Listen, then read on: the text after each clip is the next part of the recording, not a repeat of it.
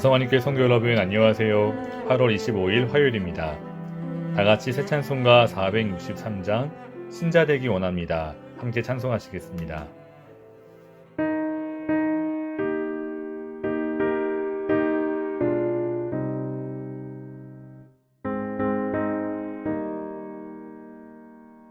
신자 되기 원합니다. 진심으로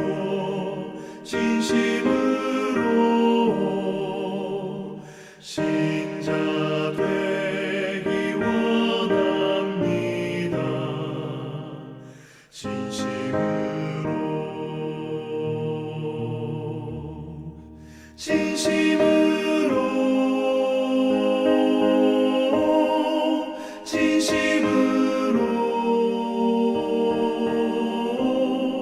신자 되기 원합니다. 진심으로 사랑하기 원합니다. 진심으로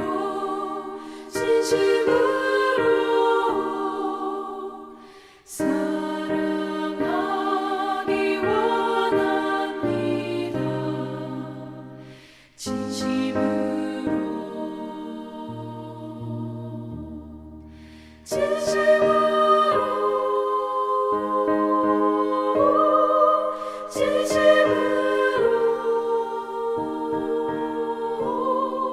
사랑하기 원합니다.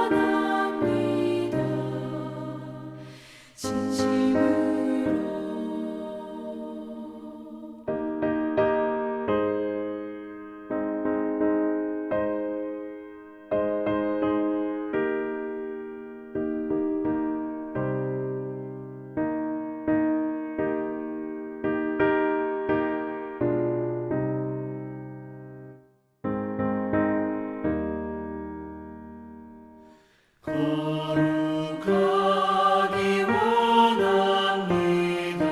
진심으로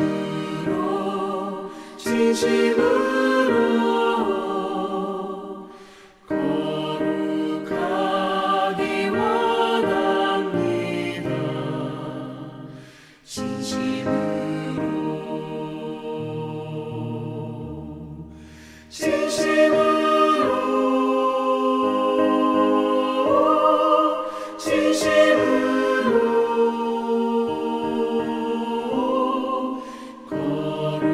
거룩하기 원합니다.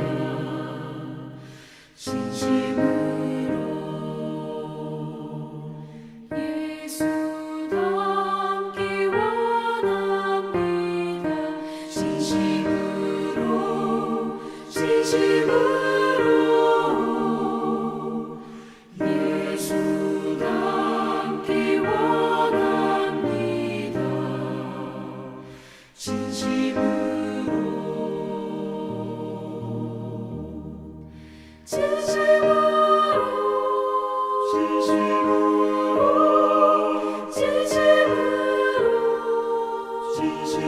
진심으로 예수 닮기 원합니다.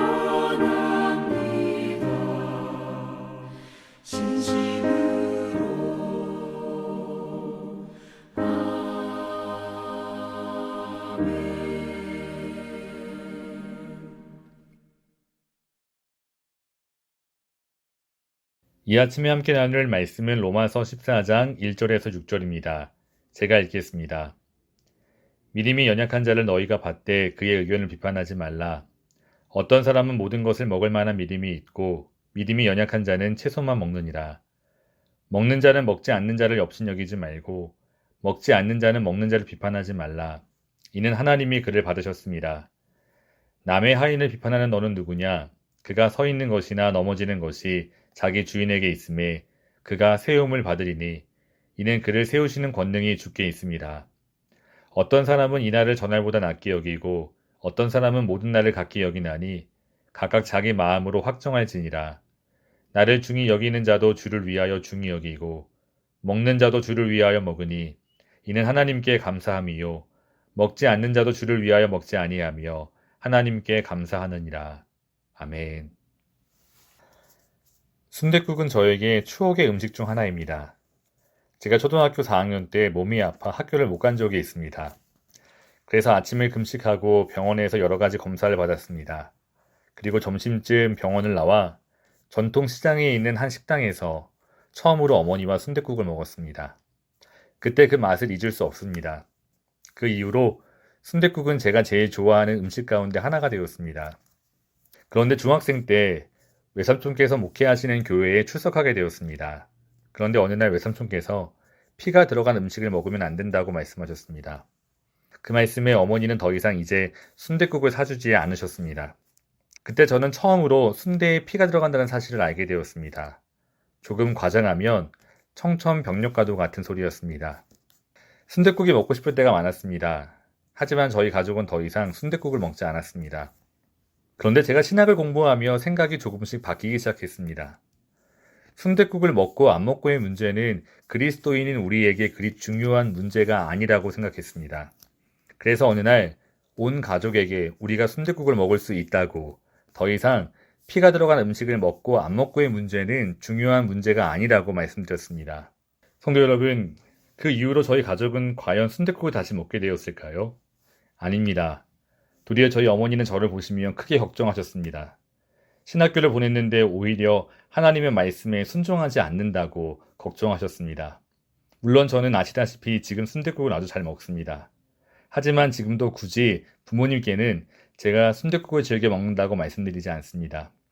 성도 여러분, 별 재미도 없는 저희 가정 이야기를 조금 오래 말씀드린 이유는 음식에 관한 문제가 로마 교회 안에서도 있었습니다. 그래서 오늘 본문에서 바울은 우리가 그와 같은 상황을 겪을 때 어떻게 대처해야 하는가를 잘 설명해 주고 있습니다. 2절을 읽어보면 어떤 사람은 모든 것을 먹을 만한 믿음이 있고 믿음이 연약한 자는 채소만 먹는다고 기록되어 있습니다. 성도 여러분, 모든 음식을 먹을 만한 믿음이 있는 사람이 있고 반면에 믿음이 연약해서 채소만 먹는 사람이 있다고 합니다. 믿음이 연약해서 채소만 먹는다는 말은 과연 어떤 의미일까요? 여러 가지 해석이 가능하지만 보편적으로 이들은 로마 교회 안에서 특별히 유대교로부터 개종한 그리스도인들을 가리키고 있습니다. 이 유대교 출신 그리스도인들은 교우들께서 아시는 바와 같이 어릴 적부터 철저하게 율법을 지켰습니다.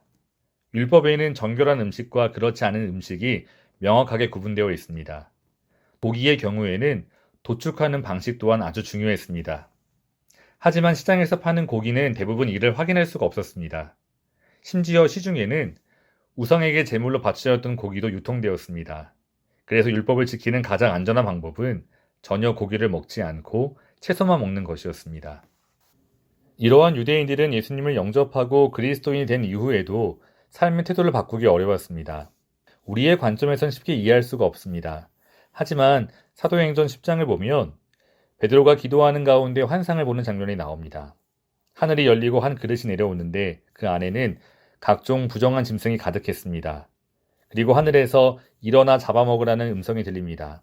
그때 베드로가 대답합니다. 주여, 그럴 수 없나이다. 속되고 깨끗하지 아니한 것은 내가 결코 먹지 아니하였나이다.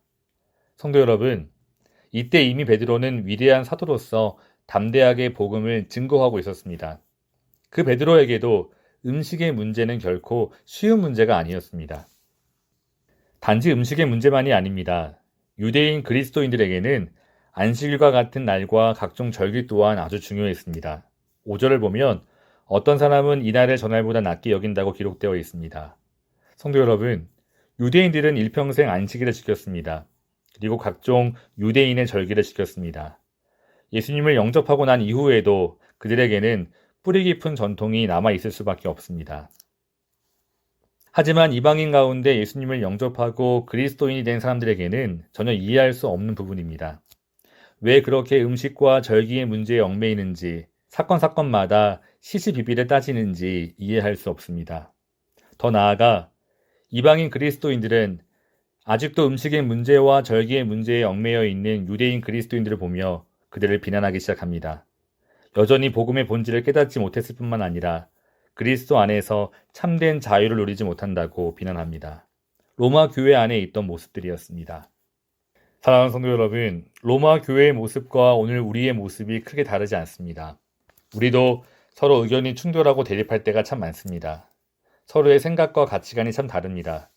그래서 시시때때로 우리는 갈등할 수밖에 없고 또 교회 안에서 부딪히게 됩니다. 그때 바울은 우리에게 이렇게 말하고 있습니다. 1절을 읽어보면 믿음이 연약한 자를 너희가 받되 그의 의견을 비판하지 말라. 아멘. 믿음이 연약한 자를 받으라고 합니다. 고기를 자유롭게 먹을 수 있는 믿음이 없다 하더라도 그 형제를 받으라고 합니다. 그의 의견을 비판하지 말라고 합니다. 존 스토트 목사님은 이 말씀을 해석하며 우리가 교회를 마치 주특기가 논쟁이라고 말할 수 있을 만큼 토론을 벌이는 회의소로 만들어서도 안 되고 연약한 사람들을 피고석에 앉아 신문과 심리를 벌이는 법정으로 만들어서도 안 된다고 말씀했습니다. 우리가 서로의 의견을 비판하며 절대 다른 교우를 업신여길 수 없는 이유는 3절을 읽어보시면 이는 하나님께서 그를 받으셨기 때문입니다. 우리가 감히 어떻게 하나님께서 받으신 사람을 거부할 수 있겠습니까? 여러분, 진정 믿음이 있고 또 성숙한 사람은 다른 사람을 바라볼 때 우리의 시선으로 바라보지 않습니다. 하나님의 시선으로 바라봅니다. 우리가 서로를 하나님의 시선, 하나님의 시각으로 바라보면 우리는 모두 예수 그리스도의 피값으로 사신 하나님의 자녀입니다. 그 진리를 기억한다면 우리는 결코 다른 형제나 자매를 밀어내거나 그를 조롱할 수 없습니다. 바울이 다시 한번 강력하게 말합니다. 4절을 읽어보면 남의 하인을 비판하는 너는 누구냐? 그가 서 있는 것이나 넘어지는 것이 자기 주인에게 있음에 그가 세움을 받으리니 이는 그를 세우시는 권능이 주께 있음이라. 아멘. 내 옆에 있는 교우는 혹시 내 눈에 어떤 모습으로 보일지 몰라도 그 사람은 분명 하나님의 자녀, 하나님의 소유입니다. 설령 그 사람에게 문제가 있다 할지라도 주인 되시는 하나님께서는 그를 사랑하사 오래 참고 기다리고 계십니다.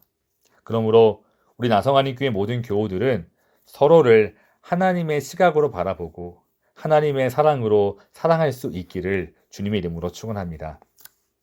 물론 오늘 드린 말씀은 지금 우리가 직면하고 있는 신학적이고 또 믿음의 본질적인 문제들에 대해서도 단지 상대적이고 문화적인 요소인 양 무시해도 된다는 말은 결코 아닙니다. 오늘 말씀을 잘못 이해하면 우리의 신앙을 위협하고 그 본질을 무너뜨리는 문제에 대해서도 모두 포용해야 한다고 오해할 수도 있습니다. 성도 여러분, 그러나 지난 1장부터 11장까지 복음을 설명하는 바울의 모습을 다시 한번 기억해 보았으면 좋겠습니다. 여러분, 복음을 전하는 바울의 모습이 어떠했습니까? 마치 술에 물 탄 듯 물에 술 탄 듯 그랬습니까? 아닙니다. 절대 그렇지 않았습니다. 복음의 본질을 위협하는 어떤 시도, 어떤 사상에 대해서는 바울은 결코 용납하지 않았습니다. 그러므로 우리에게는 복음의 본질과 그리고 비본질을 구별할 수 있는 지혜가 필요합니다. 복음을 올바르게 지키기 위해서는 무엇도 희생할 수 있다는 결단이 필요합니다. 싸울 수밖에 없다면 싸워야 합니다. 하지만 본질이 아닌 문제에 대해서는 내 생각을, 내 의견을 포기할 줄 알아야 합니다. 뿐만 아니라 서로를 하나님의 시각으로 바라보고 또 합력해서 선을 이루어 가시는 하나님을 의지해야 합니다. 사랑하는 성도 여러분, 오늘 6절 말씀을 읽으면 저는 한 가지 소망이 생겼습니다. 나를 중히 여기는 자도 주를 위하여 중히 여기고 먹는 자도 주를 위하여 먹으니 이는 하나님께 감사함이요 먹지 않는 자도 주를 위하여 먹지 아니하며 하나님께 감사하느니라. 아멘. 나를 중히 여기는 자 유대인도 주를 위하여 자유롭게 그 음식을 먹는 자 소위 이방인들도 주를 위하여 살아야 합니다. 그리고 그 안에서 함께 조화를 이루며 아름다운 공동체를 세워가야 합니다. 성도 여러분, 우리 나성안인교회는 다민족 다세대 교회입니다. 지금 히스패닉 교우들이 영어권에 많이 출석하고 있으니 다민족 교회라고 하는데 누구도 크게 의의를 제기하지 않을 것 같습니다. 하지만 우리 KM만 봐도 마치 다민족 같습니다. 1세, 1.5세, 2세 다 다릅니다. 한국 사람, 미국 사람, 또 한국 사람이면서 미국 사람, 여러 민족이 섞여 교회 구성원을 이루고 있습니다. 그리고 또 세대는 얼마나 다릅니까? 그러나 우리 모두가 주 안에서 하나님을 사랑하고 하나님을 위해 살아가기를 소망합니다. 그리고 여러 민족과 각 세대가 한 마음과 한 입으로 하나님께 예배하고 하나님을 찬송하기 원합니다. 서로의 색이 잘 어우러져 아름다운 색을 이루어가기 원합니다. 그 놀라운 은혜가 우리 교회 안에 있기를 주님의 이름으로 축원합니다. 이를 위해 늘 기도해 주시고 또 헌신해 주시기를 주님의 이름으로 다시 한번 부탁드립니다. 다 같이 기도하겠습니다. 성령 하나님, 우리가 서로 사랑할 수 있도록 인도해 주시옵소서. 우리가 서로의 다름을 인정하고 예수님의 사랑으로 포용할 수 있도록 인도해 주시옵소서. 우리가 주 안에서 한 형제, 한 자매임을 기억하게 하시고 주 안에서 서로를 하나님의 시선으로 바라보게 하여 주시옵소서. 주 안에서 아름다운 하나됨을 이루어가는 나성 아닌 교회가 될 수 있도록 주여 역사해 주시옵소서. 예수님의 이름으로 기도합니다. 아멘. 사랑하는 성도 여러분, 오늘도 포기하지 않고 사랑하시는 그리고 기도하시는 놀라운 은혜가 있기를 소망합니다. 감사합니다.